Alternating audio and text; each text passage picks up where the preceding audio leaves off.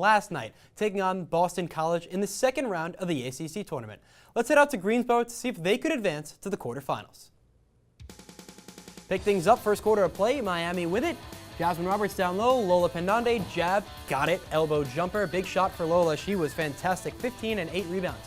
Miami on offense, Lachey Dwyer, the leading scorer, pull up, double clutch, elbow, got it. Lachey 19 to lead all scorers in the ballgame. Miami cuts the lead to 3, now up by 3. Pendande hands it off, Hannah Cavender, jab step, whoop, fires one inside. Look at that pass to her sister. They call that the Cavender connection. Miami takes a 5-point lead. Now Pendande, second half, she was going to work. Banks it in, Lola another one. Carrying Miami offensively in this one with Dwyer. Now here's Destiny Harden. Inside, she's going to shoot. Nope. Down low, Kyla Oldacre and one finish. Miami goes up by 3. Now late in this one, Miami trying to close things out. It's Haley Cavender. Who else? Right-hand layup, scoop. It's good. Miami goes on to win by a final score of 84-69. They'll go on to take the number 8 Virginia Tech Hokies at 8 p.m. tonight.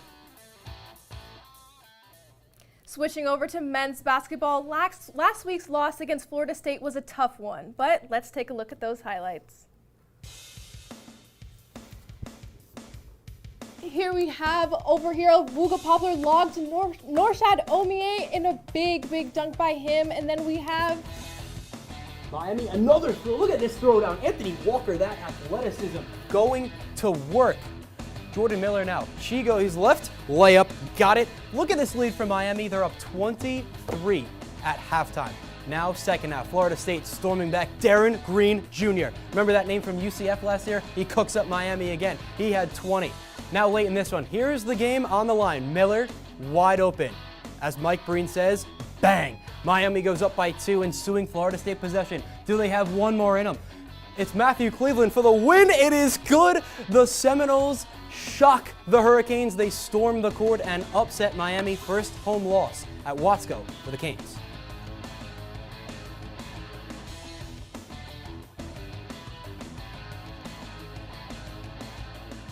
Men's basketball.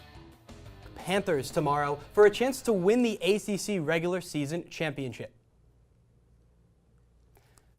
Games have been sold out, and with that, Coach Ella is excited to see Canes fans pack the Watt for a chance to take home the regular season title tomorrow night.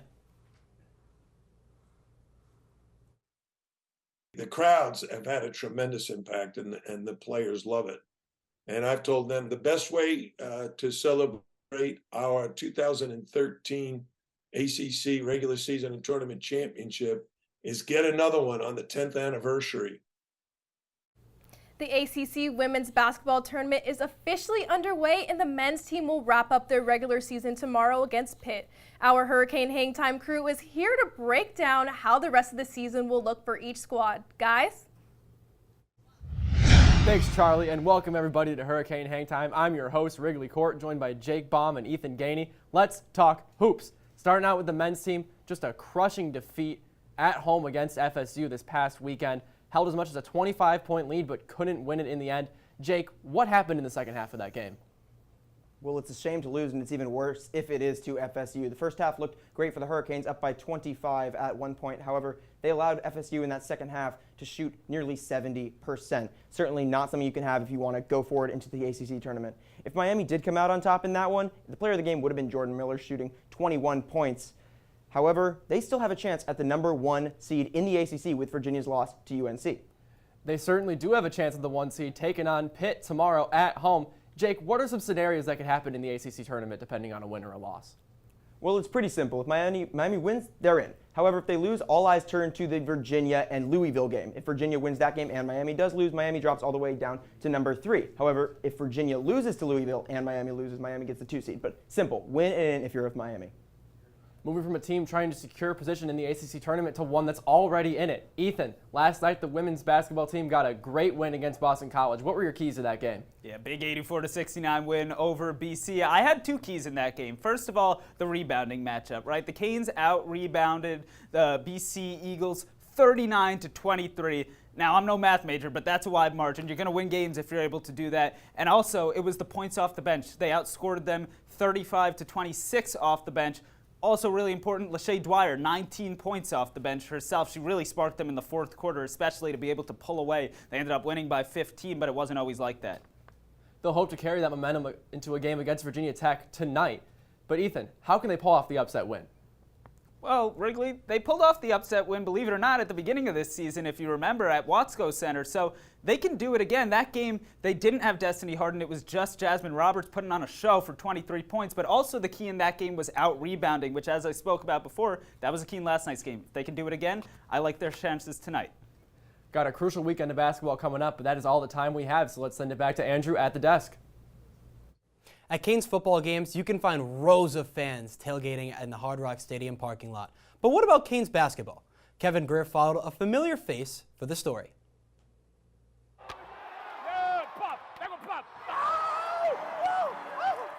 At any given night at the Watsco Center, you can see new faces in new seats. That is, except for one. Section 114 in the front row, you can find JD. Just as often as JD can be found at UM games, he can be found at the Metro Rail station with the Metro Rail boys. Everybody parked over there in the lot there, you know. You got to pay. You need a parking pass. And we were like, hey, man, we tried out over here. And first time we tried it, we didn't get a ticket. Second time, hey, man, this is cool.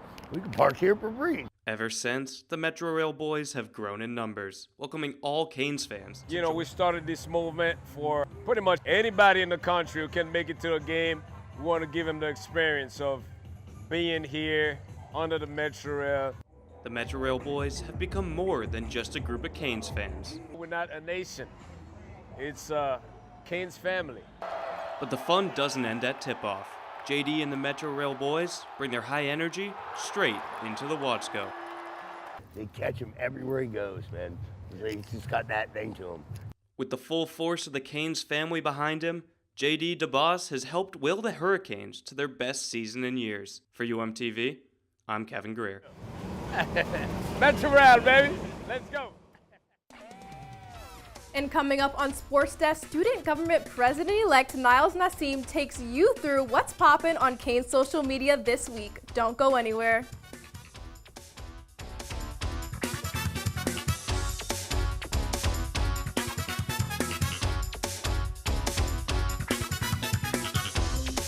Kevin, you thinking about retirement? Of course I've thought about it, but there's all this stuff in the way. Oh, you're not kidding. The house, the kids are going to college. My new car. Car? You bought a new car? Oh, hey, you should meet my friend Avo. Avo's a retirement coach. He'll help get you started. But what does Avo tell you to do? You don't know? Focus on your future. Your goals can still be met. But how? Target your tomorrow. And use the Avo bet. You sing? Not really. A is for taking action. Start off with a plan. You built these letters? Yep. V is for variety. There's so many ways you can. I follow you. Come on. O's for optimize your savings. Let Avo lead the way. Visit aceyourretirement.org today. Nice sign. Thanks, I made it myself. Cool.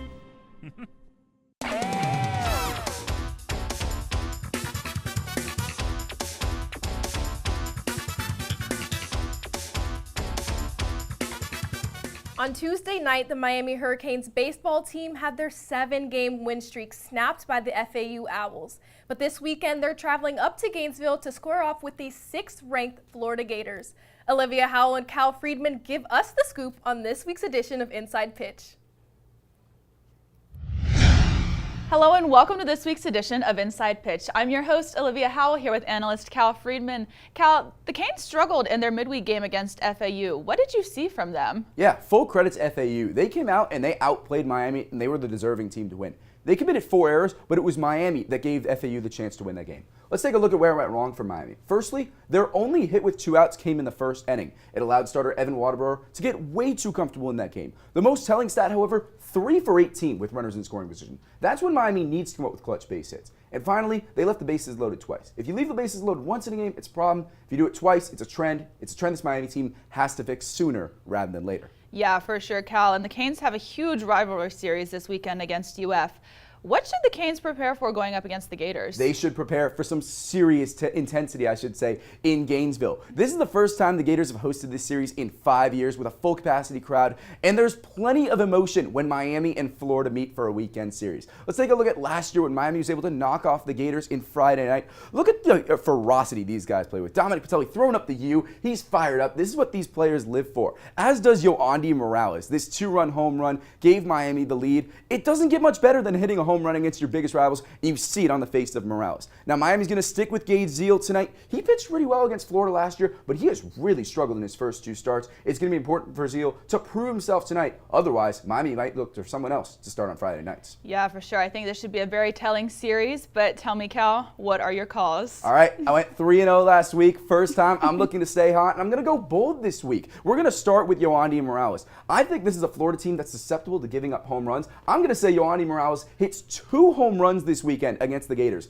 I know it's a hard task, but he's a big game player. He's going to step up. Next up, Ian Farrow. First Miami player in 4 years to record 5 hits in a game. Just got his spot back in the starting lineup. I think he carries that momentum. And finally, Andrew Walters. Said it on Wednesday. He's a certified Gator hater. I think he's going to get over 4 strikeouts this weekend. Well, Cal, I think you and I are both certified Gator haters, but that's all the time we have for you this week on Inside Pitch. Back to you guys at the desk. Hurricanes baseball had some lofty expectations coming into the season, and they returned some of their key starters towards the top of their lineup. Reporter Jake Baum had a chance to sit down with first baseman CJ Kafis to hear about how the team is managing those expectations. Junior first baseman CJ Kafis has made a name for himself at Miami. After posting a .366 batting average in the leadoff spot for the Hurricanes last season, he was named the preseason All-American third team. While CJ was honored to see his name on the list before taking the field this spring, he does not feel pressured to perform because of his preseason recognitions. Definitely not thinking about it. I thought it was really cool to finally have my name out there. I felt like I haven't been getting the, attention up until now, so it's really cool to see my name finally getting out there. Kafis thrived in the one hole in 2022, but Coach DeMare has since slotted him down to third in the lineup, placing him as a threat in the middle of the order alongside third baseman Yo-Yo Morales and outfielder Zach Levinson.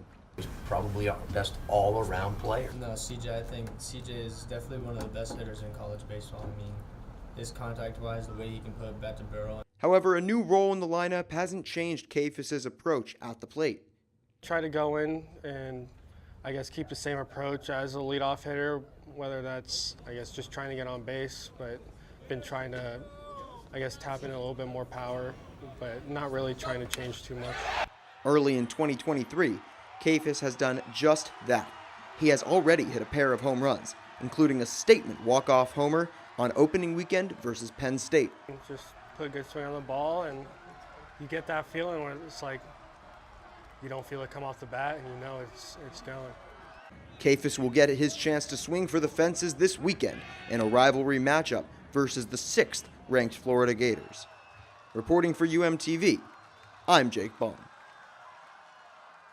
It's a great time for sports at the U and an even better time for Canes social media. Niles Nassim is here to break it all down on this week's edition of Behind the Post. Niles? Oh yes, you are rocking with the best, and that I can attest, because ladies and gentlemen, you must confess that you are watching the most electrifying segment on TV with me, Niles Nassim, your host with the most. So when you see me on screen, it's time to go behind the post. And if you're not down with that, we got 2 words for you: sold out. The Canes' final home game against Pitt is going to be a good one with a raucous crowd, and I mean the arena will be more packed than your mom's 3-year-old pack of sardines in the back of her kitchen closet.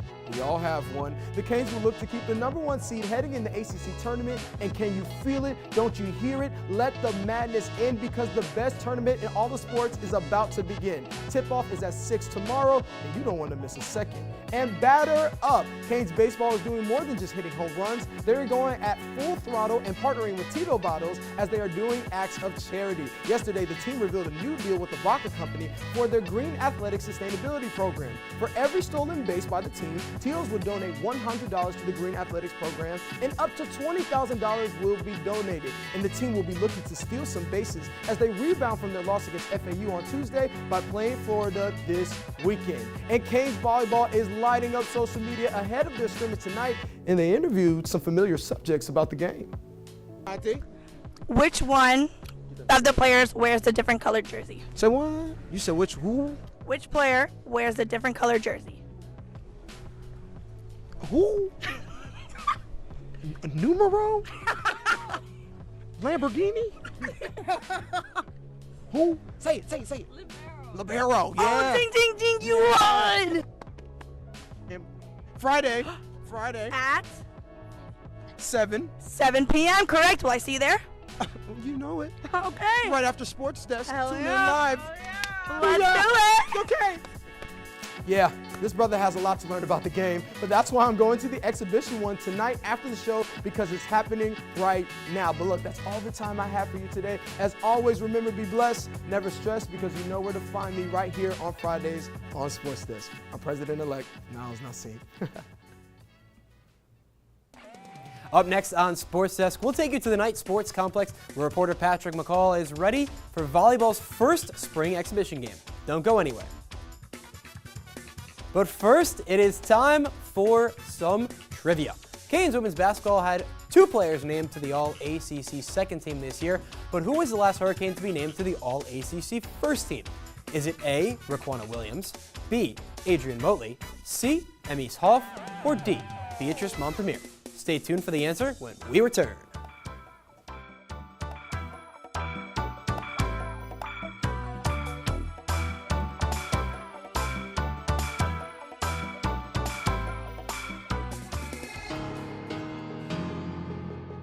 Anytime they're playing music downstairs, it's loud. I go downstairs, see what they're doing, see what music they're doing, see what they're dancing to. I go play piano downstairs, they come get involved. Leah has a drum set beside it, banging that. Any music, that's what they do.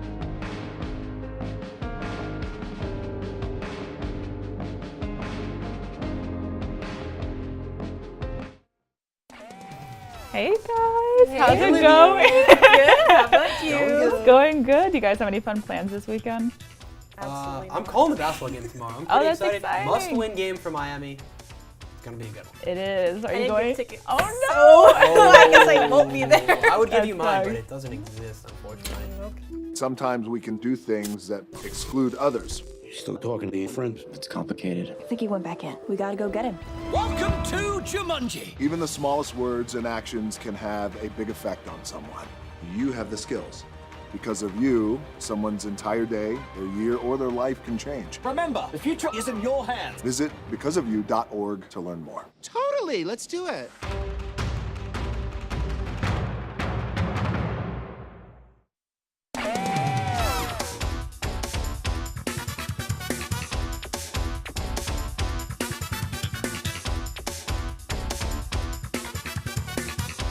Welcome back to Sports Desk. If you guessed D, you're correct. Beatrice Montpremier was named to the All-ACC first team by the Blue Ribbon Panel and the ACC coaches in the 2018-19 season, averaging nearly 17 points and 12 rebounds per game.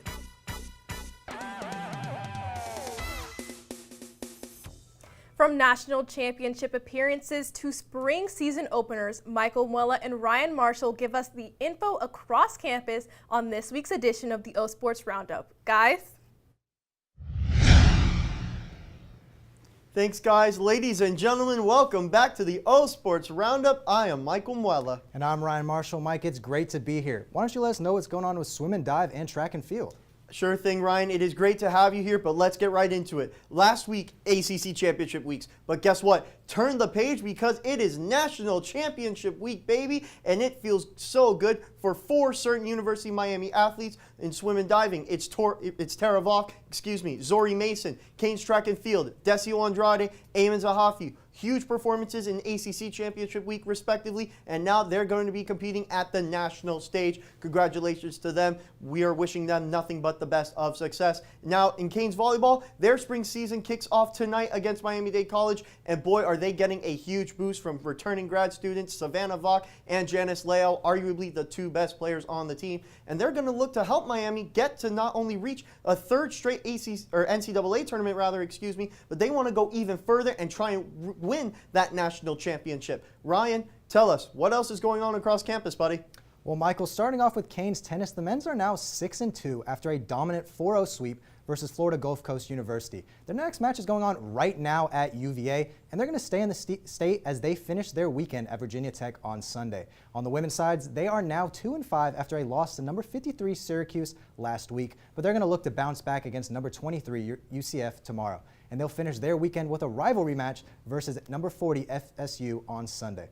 Now looking at Canes golf, the Hurricanes finished 17th out of 17 teams last week at the Moon Golf Invitational, but they'll try to turn that around in Gainesville at the Gator Invitational this weekend. This will be one of the last 3 events for the Canes as they look to heat up heading into the ACC Championships in late April.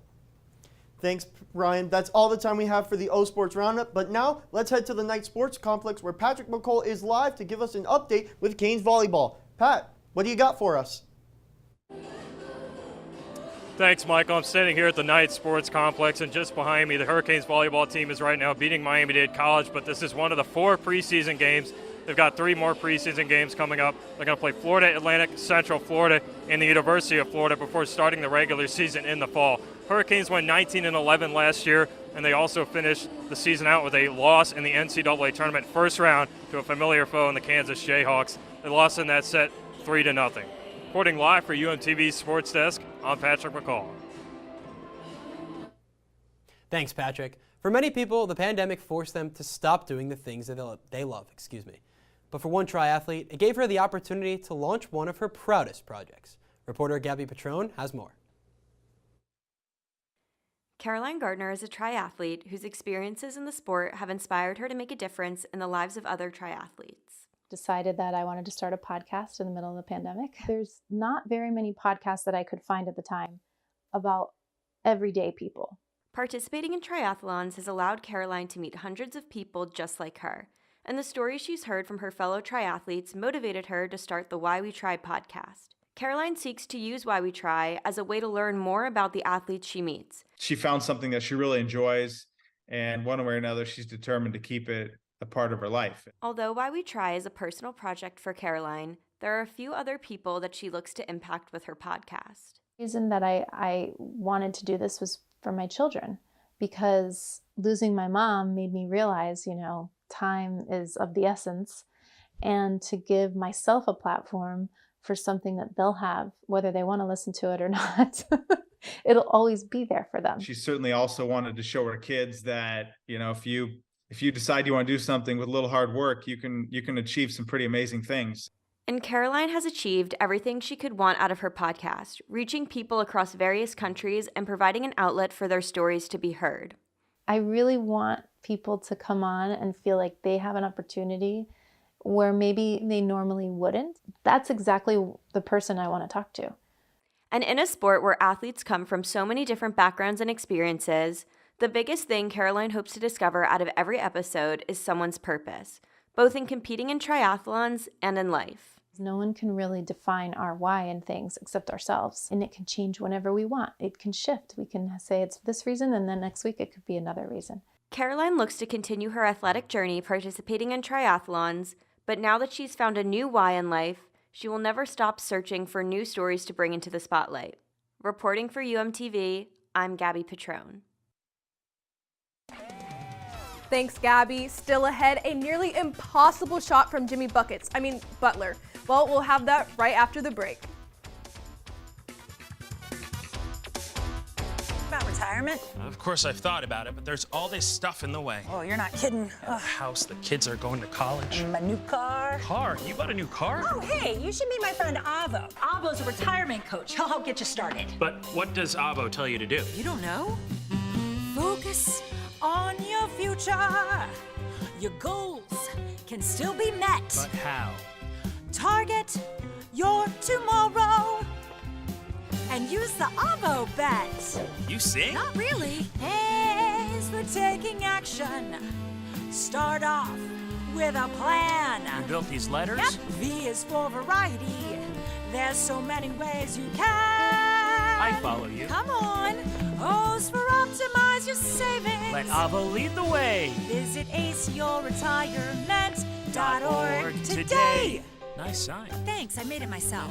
Cool.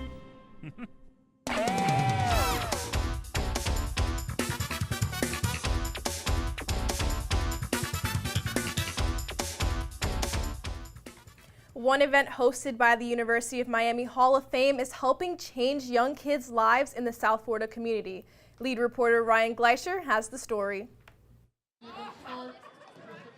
Miami legends and superfans gathered Monday at King's Dining and Entertainment in Doral for a night of bowling and auctions for a good cause. This event was hosted by Canes football legend Alonzo Highsmith and the UM Sports Hall of Fame, and it donates a portion of the proceeds to the Russell Education Foundation, which provides underprivileged children in South Florida with after-school and summer education.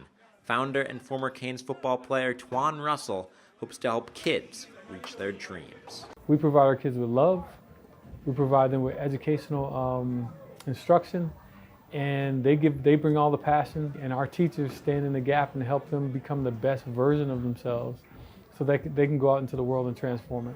And for this foundation, each bowling lane represents donations ranging from $500 all the way to $2,000, which makes each time you roll your ball across those lanes that much more meaningful. It allows us to acquire the #1 asset that we have, and that's our teachers. One of the biggest things that we make sure is that the people that impact our children are being paid. Young kids dream big, but as executive director of the foundation indicates, you need to learn the basics in life first. And so far, the foundation is succeeding in that. The biggest thing is seeing the difference we're making with the kids in the centers. Last week, I visited one in Hollywood. There was a pre-K student who was reading on a 3rd grade level. And seeing how he was asking, thirst for knowledge, wanting to read books and all. He also plays football. The race to provide as many kids as possible in education is one that Russell sees as urgent. And if we're not careful, we may have the cure for cancer sitting on the sidelines. We don't know, we don't know if we have the President of the United States, but we do know that we have kids who are valuable and they deserve a chance. 300! Reporting for UMTV, I'm Ryan Gleicher. On Monday, the Heat traveled to Philadelphia to take on their Eastern Conference rivals, the Philadelphia 76ers. And Miami finished with a 101-99 win thanks to an incredible game winner by former 76er Jimmy Butler. Look at this. Butler on the right wing, guarded by PJ Tucker. Spin move, up, under, whoop, got it. Jimmy kisses that one off the glass. Look at this fancy finish one more time. PJ Tucker's a good defender himself, but Butler, the spin, Tucker stumbling, he goes up, he goes under, he goes up, off the glass. Pretty finish. Jimmy Butler as your play of the day. One of the best March traditions, besides the madness itself, is stamping your ticket to the next round. And after Miami's win last night over Boston College, they secured their spot in the quarterfinals in a big way. Here we have sophomore guard Lashade Dwyer doing her little dancey dance, walking up to the board and stamping their ticket to the next round. We're going to have Jasmine Roberts come over here and support her, but what a rewarding moment for the team. That team just so much fun to watch. Exactly. I am so excited for the rest of March. But that is all the time we have this week. Make sure to tune in next week at 7 p.m. And until then, have a great night.